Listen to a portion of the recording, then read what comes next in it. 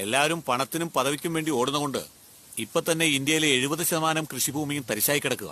അതിൽ പകുതി കോർപ്പറേറ്റുകൾ കെട്ടിടം വെച്ചോണ്ടിരിക്കുക. മിച്ചമുള്ള കൃഷിഭൂമിയെങ്കിലും സംരക്ഷിക്കണമെന്ന് വിശക്കുമ്പോ ഭക്ഷണം കഴിക്കണ ഓരോരുത്തരും തീരുമാനിക്കണം. ഇനിയൊരു 20 വർഷം കഴിഞ്ഞാ ഇന്ത്യയിൽ കൃഷി ചെയ്യാൻ ഒരാളും ഇല്ലാണ്ടാവും. എന്നെ ചെയ്യാൻ പോവുക? അന്യ രാജ്യത്തോട് കൈനീട്ടേണ്ടി വരും. ഇതെല്ലാം അധികാരത്തിലിരിക്കുന്നവർ ആലോചിക്കണം. നിങ്ങൾക്ക് എന്ത് ചെയ്യാൻ പറ്റും? ചെറുപ്പക്കാരുടെ ജീവിതത്തില് എന്താണ് ആവശ്യം, എന്താണ് അത്യാവശ്യം എന്ന് ചിന്തിക്കാൻ വിടാതെ ആഡംബര ജീവിതത്തില് അവരെ കുടുക്കി ഒരു നിയന്ത്രണത്തിൽ വെച്ചിരിക്കുകയാണ് കോർപ്പറേറ്റുകൾ, അല്ലേ? ഇപ്പൊ തന്നെ നോക്കൂ, ഡൽഹിയില് 120 ദിവസം സമരം നടന്നു. ആരാന്നറിയാമോ നിങ്ങൾക്ക്?